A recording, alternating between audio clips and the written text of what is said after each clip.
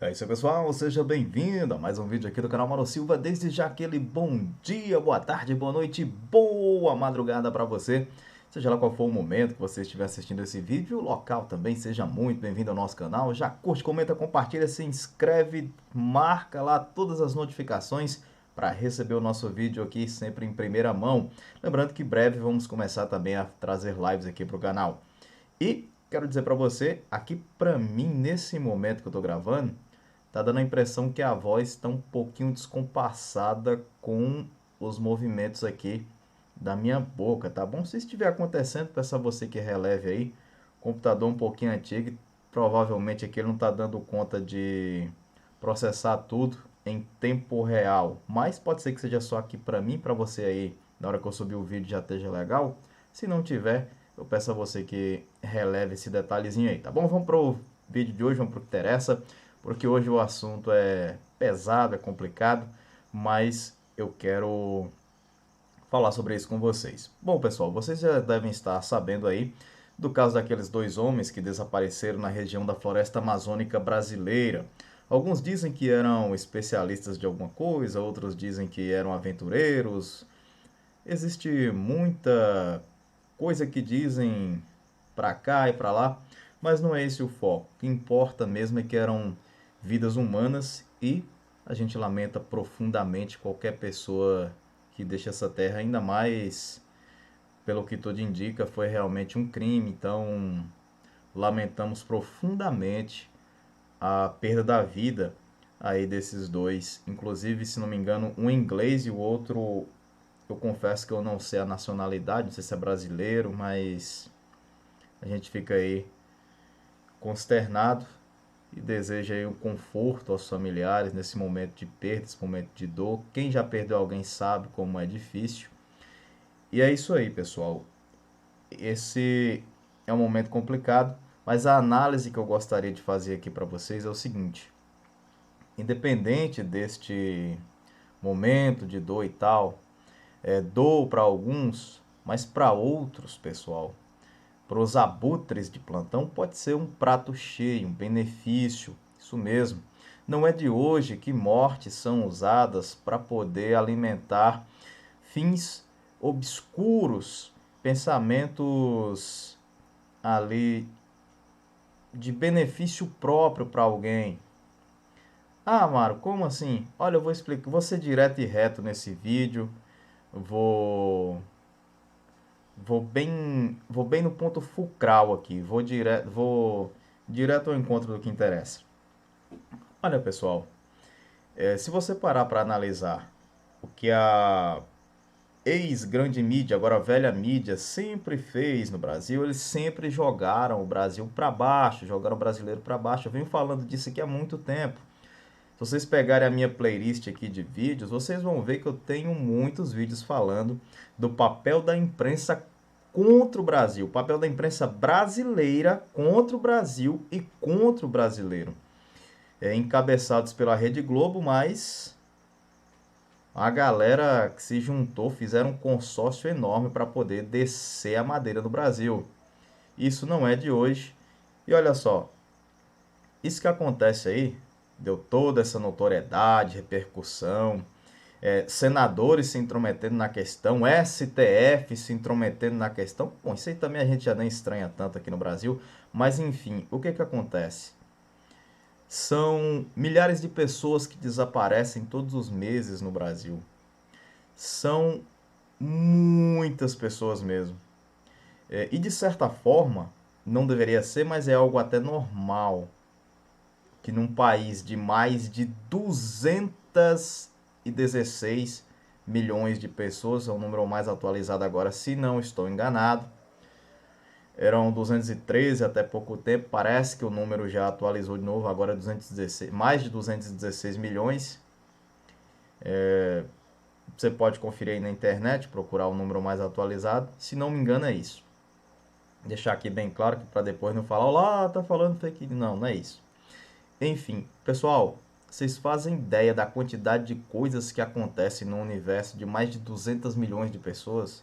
É muita coisa. E se você ainda não parou para prestar atenção, a imprensa que você gosta de assistir a sua novela, o futebol, o jornal, um filme, alguma coisa do tipo, um programa específico, essa imprensa, seja de forma velada, seja de forma explícita, ela tem sempre pegado pesado contra o Brasil, tem sempre dado um jeito de bater no Brasil para poder nos jogar lá embaixo. Quando eu digo aqui para vocês que essa imprensa ela é antipatriótica, eu falo e provo através dessas atitudes. E se você prestar atenção no que, na forma que essa notícia desses dois desaparecidos, agora infelizmente encontrados sem vida, a imprensa está dando um jeito de culpar o Brasil. E olha só, fazendo como se a região fosse quase que uma região ali, uma zona de guerra praticamente, que existia uma Farc.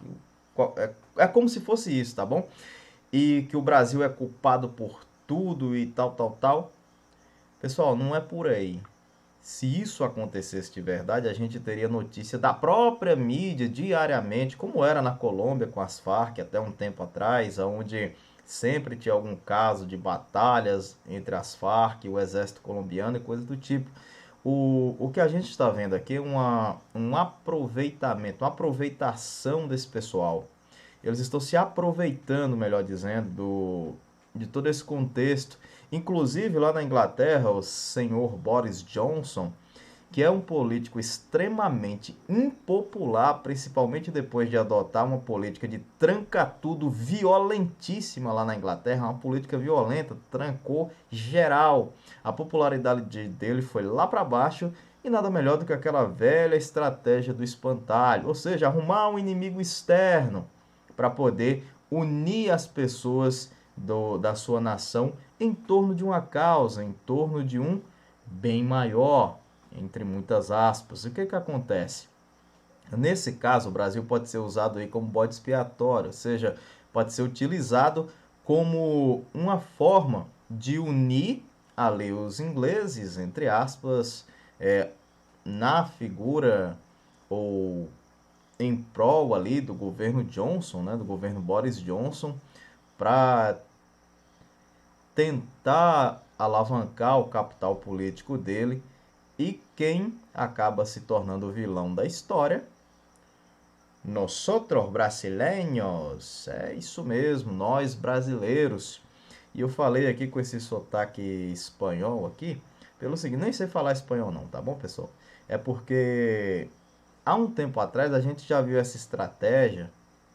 O Moisés do Pátria e Defesa até falou desse assunto, inclusive parte dessa análise aqui eu baseei, eu tenho que dar os créditos, baseei em uma análise que eu vi em alguns canais, em especial do canal do Moisés, do Pátria e Defesa. E uma coisa que é bem interessante, que foi dito inclusive por ele, o exemplo é tão bom que eu vou dar o mesmo exemplo até. O Moisés, que me desculpe aí, mas seu exemplo foi bom demais, eu vou dar esse exemplo. Há um tempo atrás, lá no final da década de 70, início da década de 80, a Argentina, ela estava quebrada, o pessoal estava aqui na América do Sul, era o fim dos governos militares, todo mundo estava deixando os governos militares e passando para os governos civis, vamos dizer assim. E os argentinos, que eram comandados ali por uma junta militar, eles precisavam de um motivo, alguma coisa para poder reforçar, fortalecer o sistema que eles tinham. Então, a Inglaterra estava passando por problemas. Quem era comandante lá na época era a chamada Dama de Ferro, Margaret Thatcher. E eles tiveram uma brilhante ideia. Que brilhante ideia foi essa? Invadir as Malvinas. Como a Inglaterra estava passando por um baita de um perrengue econômico, tal, estavam inclusive desfazendo de algumas coisas lá das forças inglesas, né? E tava um perrengue feio lá na Inglaterra. Eles pensaram, não, nós vamos invadir aqui, é bem perto do nosso território. Se for olhar em relação ao território inglês, eles vão sair de lá do norte da Europa para vir aqui atravessar o Atlântico, cruzar a linha do Equador, vir aqui no sul da América, quase numa região ártica já, para poder ficar lutando por um pedaço de terra lá. Então nós vamos entrar aqui, vamos conquistar tal. Pessoal, no começo foi batata, eles entraram, fizeram as Falkland Malvinas, né? Invadiram a ilha tal, mas depois foi um Deus nos acuda, porque os ingleses se uniram em torno ali da Margaret Thatcher, vamos dizer assim, e o pau caiu a folha. É isso mesmo. No final das contas, olha, eu não vou desmerecer aqui nenhum dos dois lados e nem vou dizer também que um lado foi mais certo ou mais errado do que o outro, mas foi uma batalha feroz, apesar dos números de mortos, se você olhar assim, não entenda errado a palavra que eu vou dizer aqui, apesar do número de vítimas não ser impressionante, se você olhar outros conflitos, mas foi uma guerra dura, foi uma guerra brutal, foi complicada para ambos os lados. A Inglaterra terminou vencedora no conflito, se é que um conflito desse, é que uma guerra pode ter vencedores, né? Mas enfim, o que aconteceu? Esse conflito serviu para unir a ditadura argentina, serviu para poder caçar um inimigo externo e o povo que estava contra os militares argentinos naquele momento se uniu em prol desse inimigo externo que foi arrumado. Só que do lado de lá, de certa forma, os ingleses também se uniram mais ainda.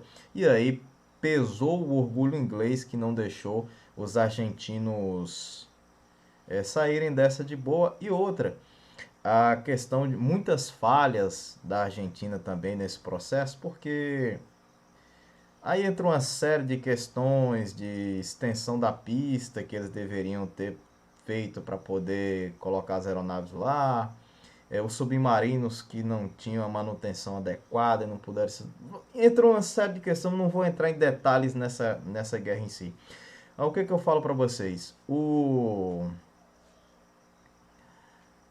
Essa estratégia de trazer um inimigo externo, ela é muito utilizada.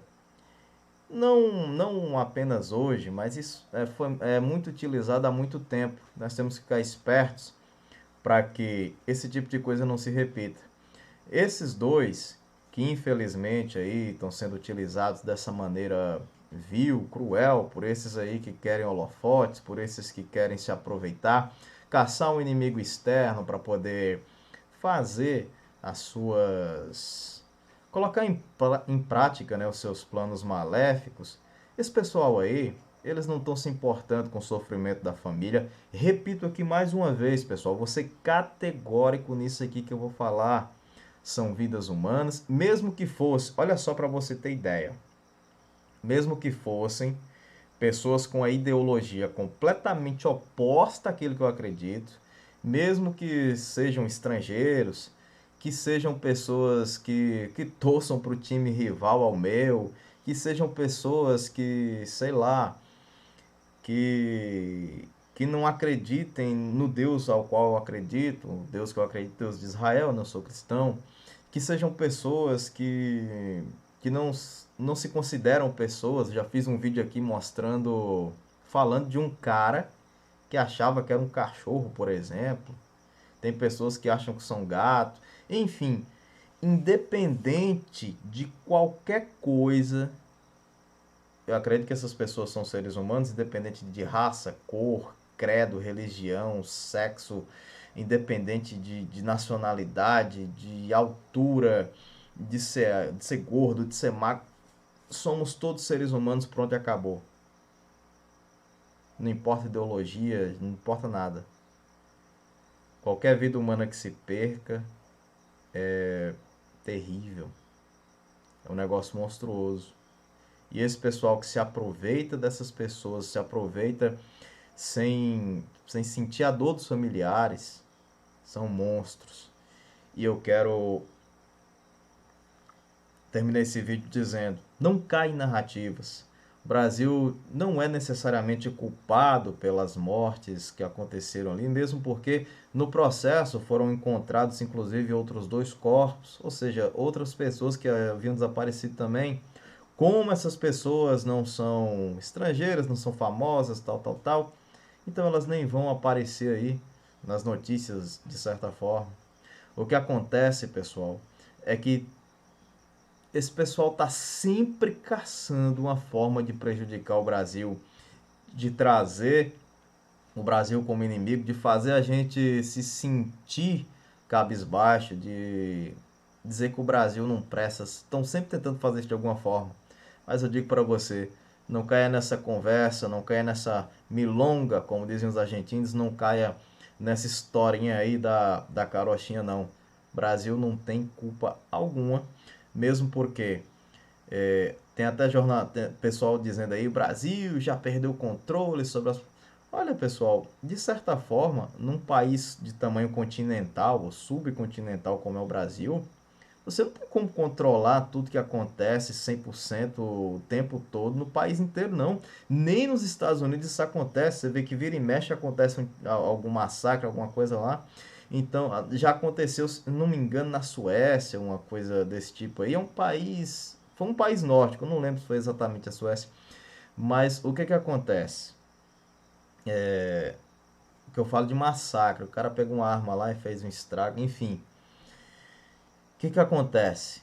Tentam colocar a culpa de tudo que acontece no mundo, tentam transformar o Brasil em um pária internacional. Mas isso não vai acontecer, porque o Brasil, de certa forma, não tem culpa disso. O Brasil é muito maior e nós não podemos abaixar a cabeça para esse tipo de gente que quer se aproveitar para tentar conseguir os seus objetivos escusos em cima das custas de nós brasileiros e da nossa nação.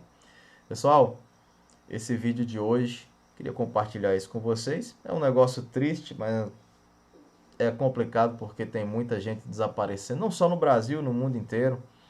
Gente morrendo, crimes acontecendo, mas não caia na narrativa que a imprensa está colocando de tentar acreditar toda a culpa do mundo ao Brasil, porque o Brasil não tem essa culpa aí que eles estão colocando, não.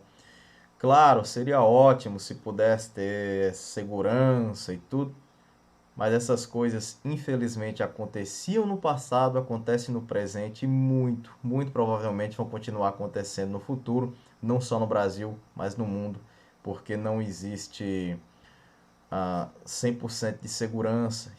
Essas coisas infelizmente acontecem. O problema é que esse pessoal canalha quer condenar o Brasil, fazer com que a gente passe por pária aí na comunidade internacional. Bom, pessoal, obrigado pelo carinho da sua audiência. Fiquem todos com Deus. Até a próxima. Se o Papai do Céu assim nos permitir. Valeu, galera. Fui!